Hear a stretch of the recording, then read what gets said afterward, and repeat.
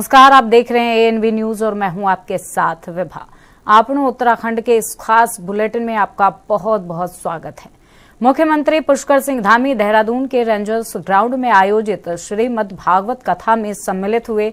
इस दौरान उन्होंने व्यास पीठ का पूजन कर मुख्य संतों का आशीर्वाद प्राप्त किया। जनसमूह को संबोधित करते हुए मुख्यमंत्री ने कहा कि हरि कथा का श्रवण जीवन का सर्वोच्च सौभाग्य है, जो हमें आध्यात्मिक शांति की ओर ले जाता है। उन्होंने जोर देकर कहा कि राज्य सरकार केदार खंड और मानस खंड के मंदिरों के कायाकल्प के साथ साथ सनातन संस्कृति के संरक्षण के लिए पूरी तरह समर्पित है। इन धार्मिक परियोजनाओं से उत्तराखंड की सांस्कृतिक पहचान को नई मजबूती मिली है।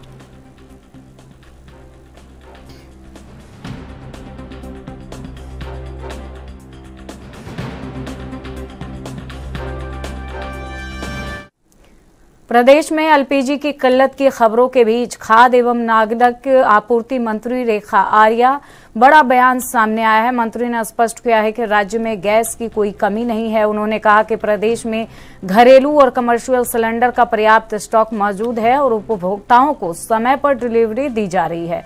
रेखा आर्या ने अधिकारियों को सख्त निर्देश दिए हैं कि कालाबाजारी या जमाखोरी करने वालों पर तुरंत एफआईआर दर्ज कर कड़ी कार्रवाई की जाए।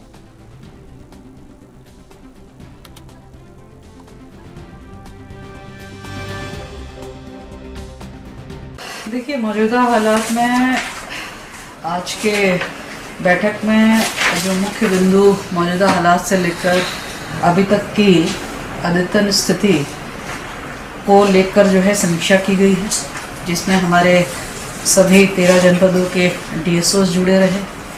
हमारे जो गैस एजेंसियां हैं, जिनसे कि हमारे चाहे वो कमर्शियल हो चाहे हमारे घरेलू गैस हो, संबंधित कंपनियों के अधिकारीगण भी उपस्थित रहे, जिसमें आईओसी वाले भी हैं, बीपीसी वाले भी हैं, एचपीसी वाले भी हैं।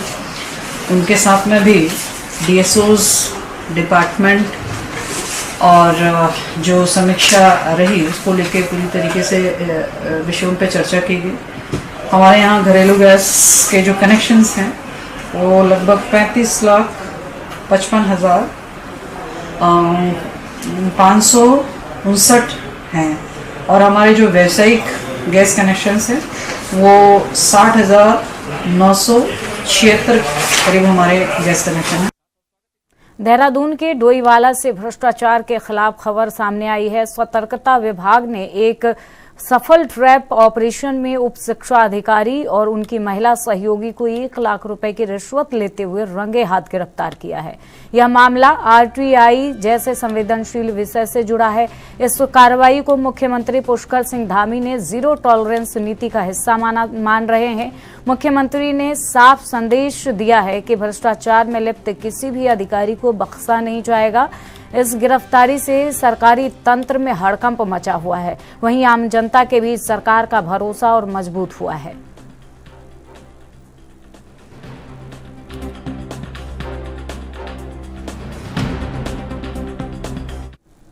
उत्तराखंड के मुख्य सचिव आनंद वर्धन हरिद्वार दौरे पर पहुंचे, जहां उन्होंने कुंभ साल 2027 को लेकर चल रहे निर्माण कार्यों का स्थलीय निरीक्षण किया और नोडल अधिकारियों के साथ समीक्षा बैठक कर तैयारियों का जायजा लिया। निरीक्षण के दौरान उन्होंने साफ तौर पर कहा कि समय सीमित है और कार्यों की संख्या अधिक है।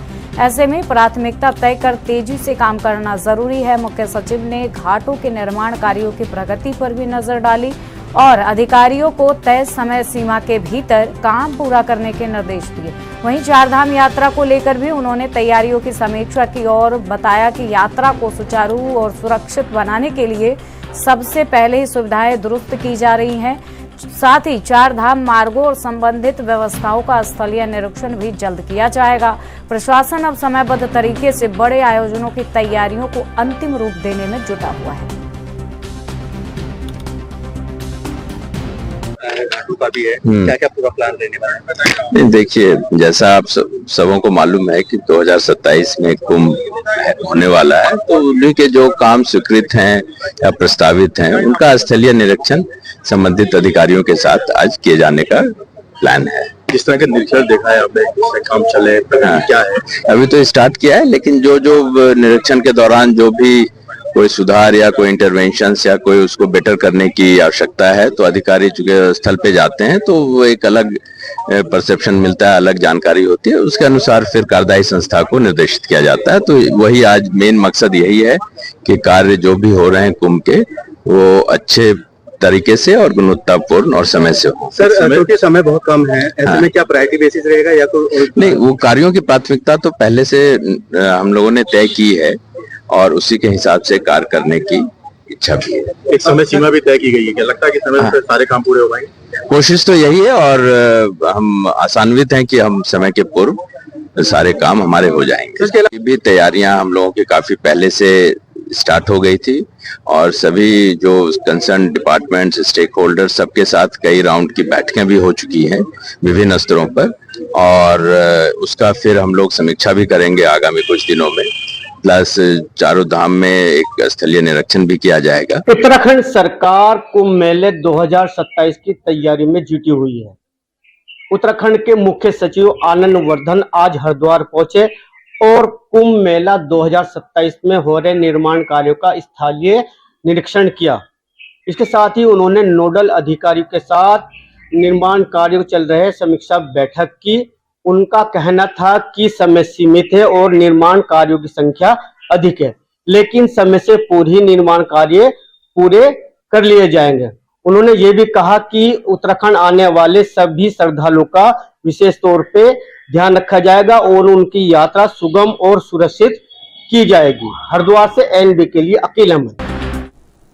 सत्र के पहले दिन विद्यालय पहुंचे छात्र छात्राओं का स्वागत किसी उत्सव की तरह किया गया। शिक्षक ने छात्रों पर पुष्प वर्षा कर और माल्य अर्पण कर उन्हें विजय श्री का आशीर्वाद दिया। इस अवसर पर प्रधानाचार्य उमाकांत पंत ने सफल 3 वर्ष का कार्यकाल पूर्ण होने पर उन्हें सम्मानित भी किया गया। प्रधानाचार्य ने इस मौके पर कहा कि विद्यालय शिक्षा के साथ संस्कारों की भी पाठशाला है। मीडिया प्रभारी नरेंद्र खुराना ने बताया कि आगामी सत्र नवाचार और विद्यार्थियों के सर्वांगीण विकास पर केंद्रित रहेगा। कार्यक्रम का समापन राष्ट्रगान और उज्जवल भविष्य की कामना के साथ हुआ।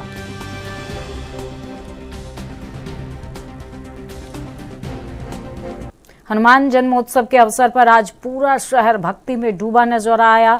जगह जगह धार्मिक कार्यक्रमों का आयोजन किया गया। वहीं हल्द्वानी में भव्य शोभा यात्रा निकाली गई।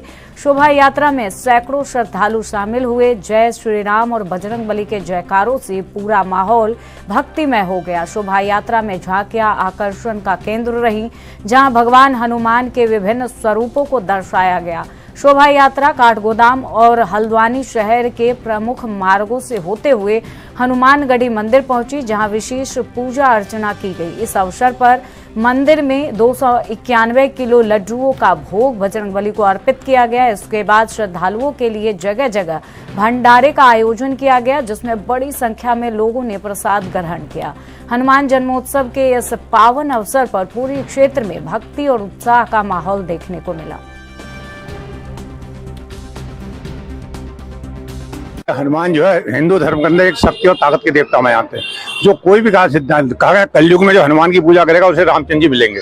तो इसलिए हनुमान जी का जो वो है, इसलिए हनुमान जी के हम हनुमान जयंती जो है 16 साल से यहाँ भंडारा चला रहे हैं। दिन भर जो है 11 बजे से स्टार्ट करते हैं, जब तक चलता है 4 बजे भंडारा करते हैं। उसका सबको होते हैं, क्योंकि हम चाहते हैं हनुमान का जो प्रसाद है, हनुमान की जो शक्ति है वो सबको बटे, जिससे पूरा अपना देश है भारत जो है विकसित बने, उत्तराखंड विकसित बने और सभी लोग सुखी में समृद्ध हों। आज हनुमान जी की जयंती है। हनुमान जी जन्म उत्सव के पर्व पर हमारे बच्चों को बड़ा उत्साह है।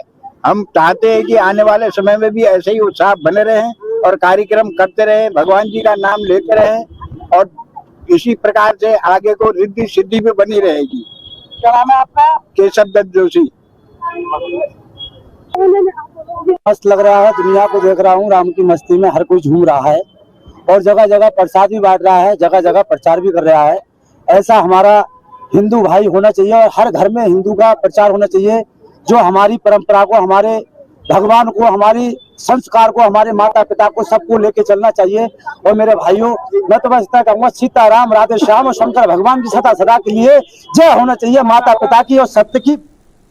और अब वक्त हो चला एक छोटे से ब्रेक का।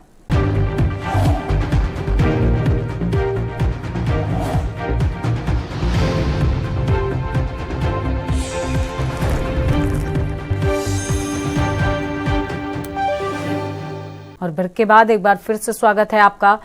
पीएम अटल उत्कृष्ट विद्यालय में आयोजित कार्यक्रम में क्षेत्रीय विधायक डॉक्टर मोहन सिंह बिष्ट ने शिरकत की। इस अवसर पर उन्होंने विद्यालय में 1 करोड़ रुपए से अधिक की लागत से बनने वाले नए कक्षाओं और आधुनिक शौचालय निर्माण कार्य का शिलान्यास किया। विधायक ने स्पष्ट किया कि सरकार का लक्ष्य सरकारी स्कूलों के बच्चों को निजी शिक्षण संस्थानों की तर्ज पर आधुनिक सुविधाएं प्रदान करना है। कार्यक्रम के दौरान नन्हे मुन्ने छात्रों को आगामी सत्र के लिए निःशुल्क पाठ्य पुस्तकें भी वितरित की गई, जिससे बच्चों के चेहरों पर खुशी साफ झलक रही है। आज अपने नए शिक्षा सत्र 2026-27 का प्रथम दिवस भी है और आज के दिन हमने पीएमसी राजकीय इंटर कॉलेज लालकुआ में 1 करोड़ से भी अधिक की लागत से कक्षा कक्षों के निर्माण और 2 शौचालयों के, जिसमें एक इसी स्कूल में बनना है और एक बगल वाले स्कूल में बनना है, इन 2 शौचालयों का भी आज शिलान्यास हमने किया है। और हमारी सरकार का प्रयास है कि हमारे सरकारी विद्यालयों में पढ़ने वाले बच्चों को भी महानगरों के बच्चों के समान प्राइवेट स्कूलों के समान सुविधाएं मिले, इसके लिए सरकार लगातार प्रयास कर रही है। इस विद्यालय में चूंकि अभी पीएमसी इंटर कॉलेज लालकुआ हो गया तो इसमें विद्यार्थियों की संख्या लगातार बढ़ रही है। इसको देखते हुए भविष्य में भी जब जहां आवश्यकता होगी हम लोग अन्य कक्षा कक्षों से लेकर स्मार्ट क्लासेस से लेकर साइंस इक्विपमेंट से लेकर बुक से लेकर सभी सुविधाएं अपने बच्चों को देंगे, ताकि हमारे बच्चे आज के प्रतिस्पर्धा के दौर में महानगरों के बच्चों के साथ कम्पीट कर सकें, प्राइवेट स्कूल के बच्चों के साथ कम्पीट कर सके। इसके लिए सरकार पूरा प्रयास कर रही है और निःशुल्क पुस्तकों से लेकर सारी सुविधाएं हमारे सरकारी विद्यालय के बच्चों को उपलब्ध करा रही है। हाँ, पुस्तक वितरण हमने किया है और मुझे खुशी है कि सत्र का पहला दिन होने के बावजूद हमारी सरकार ने आज अधिकांश किताबें हमारे बच्चों को निःशुल्क उपलब्ध करा दी हैं। कुछ किताबें रह गई हैं लेकिन अधिकांश किताबें उपलब्ध करा दी हैं। मैं माननीय शिक्षा मंत्री जी का, माननीय मुख्यमंत्री जी का, हमारी सरकार का भी बहुत बहुत धन्यवाद करना। देहरादून के राजपुर क्षेत्र में फायरिंग कांड की गुत्थी सुलझाते हुए पुलिस ने इस घटना में शामिल 3 और अभियुक्तों को गिरफ्तार कर लिया है। आपको बता दें कि यह पूरी वारदात एक बार में हुए मामूली विवाद से शुरू हुई थी, जिसके बाद दोनों पक्षों के बीच पीछा करने के दौरान हुई गोलीबारी की चपेट में आने से एक निर्दोष बुजुर्ग की जान चली गई थी। इस मामले में पुलिस अब तक कुल 7 आरोपियों को सलाखों के पीछे भेज चुकी है। एसएसपी के निर्देश पर बाकी फरार आरोपियों की धरपकड़ के लिए पुलिस की टीमें लगातार दबिश दे रही है। दिनांक 30 मार्च को थाना राजपुर क्षेत्र में फायरिंग की घटना हुई थी, जिसमें फायरिंग के दौरान रिटायर्ड ब्रिगेडियर श्री जोशी जी की मृत्यु हो गई थी। उसके संबंध में पुलिस के द्वारा त्वरित कार्रवाई करते हुए एफआईआर कायम की गई थी मर्डर की धाराओं में, और त्वरित कार्रवाई करते हुए उसमें 4 अभियुक्तगणों को गिरफ्तार कर और उनके पास से 2 नाजायज असले बरामद कर उनको न्यायिक अपेक्षा में भेज दिया गया था।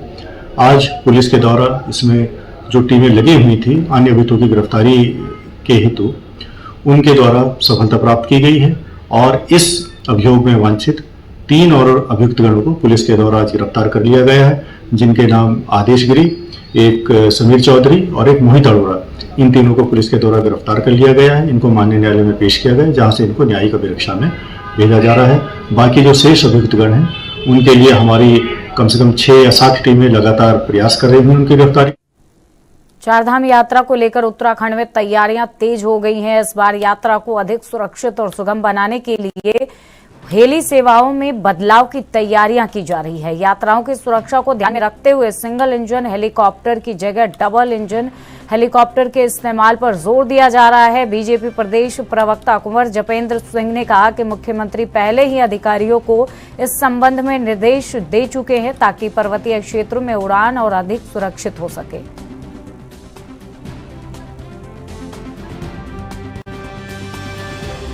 चारधाम यात्रा शुरू होने को है। 19 तारीख से चारधाम यात्रा शुरू हो जाएगी। 22 तारीख को केदारनाथ धाम के कपाट खुलने हैं। ऐसे में सरकार ने जो हेली सेवाएं हैं उनके जो रेट हैं वो तय कर दिए हैं। कई स्थानों पर रेट घटाए गए हैं, कई स्थानों पर थोड़ी बहुत बढ़ोतरी देखने को मिली है।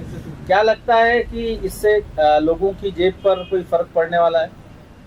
देखिए, वर्तमान परिस्थितियों के अनुरूप समय के साथ चीज़ें घटती और बढ़ती रहती हैं, और जो बढ़ोतरी की जिसकी बात की जा रही है वो कोई इतनी बढ़ोतरी नहीं हुई है, बहुत ही आंशिक बढ़ोतरी हुई है।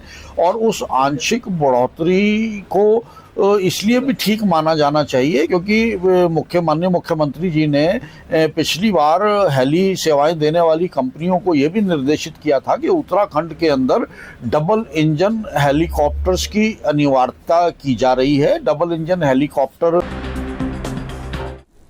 गैस की समस्या पर खबर दिखाने वाले वरिष्ठ पत्रकार दीपक फुलेरा पर मुकदमा दर्ज को लेकर टनकपुर और बनबासा के पत्रकारों में भारी आक्रोश देखने को मिला। पत्रकारों ने मुख्यमंत्री को ज्ञापन सौंपते हुए मामले की निष्पक्ष जांच और कार्रवाई की मांग की है। उनका कहना है कि बिना समुचित जांच के मुकदमा दर्ज करना प्रेस की स्वतंत्रता पर सीधा आघात है। उन्होंने यह भी मांग की है कि मामले की उच्च स्तरीय जांच कराई जाए और जांच पूरी होने तक कार्रवाई पर रोक लगाई जाए।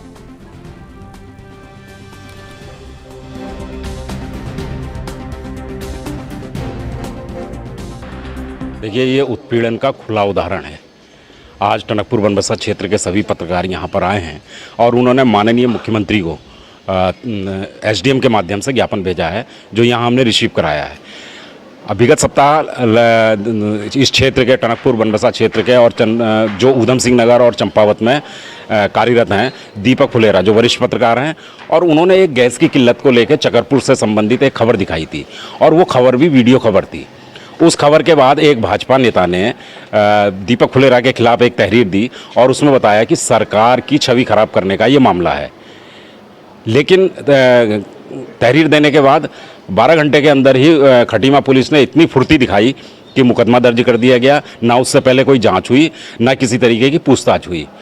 तो मुख्यमंत्री की विधानसभा है, यहाँ पर इस तरीके की पत्रकारों के ऊपर एकदम से मुकदमा दर्ज करा देना, क्योंकि जन सरोकारों के लिए सारे ही पत्रकार जो इस क्षेत्र के हैं या इस जनपद के, इस राज्य के हैं, वो सभी जन सरोकारों के लिए काम करते हैं, जन समस्याओं के लिए करते हैं। अगर गैस की किल्लत वास्तव में दिखाई गई थी और वीडियो कवरेज है, वीडियो कवरेज के आधार पर लोगों ने अपनी समस्या बताई, उसके बावजूद भी अगर मुकदमा होता है तो कहीं ना कहीं ये पुलिस उत्पीड़न का खुला नमूना है। जहां एक और फरियादी 10 से 15 दिन तक अपनी रिपोर्ट दर्ज कराने के लिए थाने और कोतवालियों के चक्कर लगाते हैं, वहां मात्र 12 घंटे के अंदर पुलिस ने फुर्ती दिखाते हुए एक पत्रकार के ऊपर मुकदमा किया। तो ये कहीं ना कहीं भेदभाव है। देश भर में 1 अप्रैल से लागू हुए नए श्रम कानून को लेकर विवाद गहराता जा रहा है। इस कड़ी में आज देहरादून में सीटू सहित विभिन्न श्रमिक संगठनों ने सड़कों पर उतरकर केंद्र सरकार के खिलाफ जमकर प्रदर्शन किया। प्रदर्शनकारियों ने इस कानून को मजदूर विरोधी करार देते हुए सरकार पर श्रमिकों के हक छीनने का आरोप लगाया है। कार्यकर्ताओं का कहना है कि नए प्रावधानों से न केवल श्रमिकों की नौकरी की सुरक्षा खतरे में पड़ेगी, बल्कि उनके कानूनी अधिकार भी सीमित हो जाएंगे। विरोध प्रदर्शन के दौरान आक्रोशित कार्यकर्ताओं ने नारेबाजी करते हुए पुतला दहन किया और चेतावनी दी कि यदि इन कानूनों को वापस नहीं लिया गया तो आंदोलन और भी तेज किया जाएगा। फिलहाल श्रमिक संगठनों की इस मांग ने प्रशासन और सरकार के सामने नई चुनौती खड़ी कर दी है। समय कोरोना काल चल रहा था, मोदी सरकार ने 4 श्रम संहिताएं संसद के अंदर पास करी। ऐसे में जब विपक्ष के 140 सांसदों को निलंबित कर दिया था, बाहर कर दिया था, विपक्ष जो है संसद विपक्ष विहीन हो गई थी। ऐसे में 4 श्रम संहिताएं लागू की गई और उसको आज 1 अप्रैल 2026 को उसको लागू करने की घोषणा उन्होंने की है। इसलिए हम आज पूरे देश के अंदर काला दिवस मना रहे हैं और उसी कड़ी में विरोध स्वरूप उनका जो है जगह जगह पुतले दहन कर रहे हैं, काली फितियां बांध करके लोग काम कर रहे हैं। और ये श्रम संहिताएं जो है मालिकों के पक्ष में पूरी तौर से बनाई गई है, पूंजीपतियों के पक्ष में बनाई गई है और मजदूरों को ये जो है गुलामी के अंधेरे में धकेलती है, गुलाम बनाने का काम कर रही है। इसलिए जो है हम ये जो श्रम संहिता है इनका विरोध कर रहे हैं और आने वाले समय में जब तक ये श्रम संहिताएं रद्द नहीं करते हैं और हमारे जो श्रम कानून थे, जो हमारे पूर्वजों ने लड़ करके हासिल किए थे, जब तक जो है उनको वापस नहीं दिला देते हैं, तब तक जो है हम ये संघर्ष हमारा जारी रहेगा पूरे देश के अंदर। ये जो है आज की हमारी कार्रवाई थी। इससे पहले भी हमने बड़ी बड़ी रैलियां की है, बंद किए हैं। अभी 12 फरवरी को जो है हमारी बंद था पूरे देश के अंदर, हड़ताल थी। 30 करोड़ लोगों ने उसमें हिस्सेदारी की थी। चारधाम यात्रा को लेकर उत्तराखंड का स्वास्थ्य विभाग पूरी तरह अलर्ट मोड में है। यात्रा के दौरान श्रद्धालुओं को बेहतर स्वास्थ्य सुविधाएं देने के लिए डॉक्टरों को विशेष प्रशिक्षण दिया जा रहा है। टून मेडिकल कॉलेज के सीएमएस डॉक्टर RS बिष्ट ने बताया कि इस बार स्थानीय स्तर पर मजबूत मेडिकल टीम तैयार की जा रही है। डॉक्टरों को high altitude scan, trauma management और कार्डियक अरेस्ट जैसी आपातकाल स्थिति से निपटने के लिए प्रशिक्षित किया जा रहा है ताकि यात्रा के दौरान किसी भी स्थिति में तुरंत इलाज मिल सके। देखिए, चार धाम में के पड़ाव में 2 मेडिकल कॉलेज हमारे कवर होते हैं। एक दून मेडिकल कॉलेज है और एक श्रीनगर मेडिकल कॉलेज। चार धाम की स्पेसिफिक पोस्टिंग के बारे में बताना चाहूँगा कि मेनली तो हेल्थ डिपार्टमेंट से होते हैं, पर वो हमसे कुछ स्पेशलिस्ट की रिक्वायरमेंट होती है उनकी। तो हमने इस बार करीब 50 स्पेशलिस्ट हर शिफ्ट में उनके यहाँ लगाए हैं। हर 15-15 दिन की ड्यूटी लगाई है, जो कि चारों के चारों धामों को कवर करेंगे। इसके अलावा जो भी चार धाम में हेल्थ डिपार्टमेंट के डॉक्टर्स पोस्ट होते हैं, उनकी एक प्रिलिमिनरी ट्रेनिंग की जाती है। वो हमारे द्वारा दून मेडिकल कॉलेज में और श्रीनगर मेडिकल कॉलेज में किया जाता है। जो हमारे पुराने अनुभव हैं, जिसमें कि जिस तरह की वहाँ पे दिक्कतें मरीजों को, जो मरीज वहाँ पे होते हैं उनको आती है, जैसे कार्डियक इश्यूज आ जाते हैं, सांस लेने में दिक्कत है, ट्रॉमा है, तो उनका हमने एक मॉड्यूल बना के श्रीनगर और दून मेडिकल कॉलेज में इन लोगों की ट्रेनिंग, जो भी हमारे डॉक्टर्स हैं उनकी ट्रेनिंग आज से स्टार्ट हो गई है। 30 डॉक्टर्स के 2 बैचेस में ट्रेनिंग हो रही है। 2-2 दिन की ये ट्रेनिंग है और ये ट्रेनिंग हमारी जब तक फिलहाल इस बुलेटिन में बस इतना ही। देश और दुनिया की तमाम खबरों को देखने के लिए बने रहिए ANB के साथ।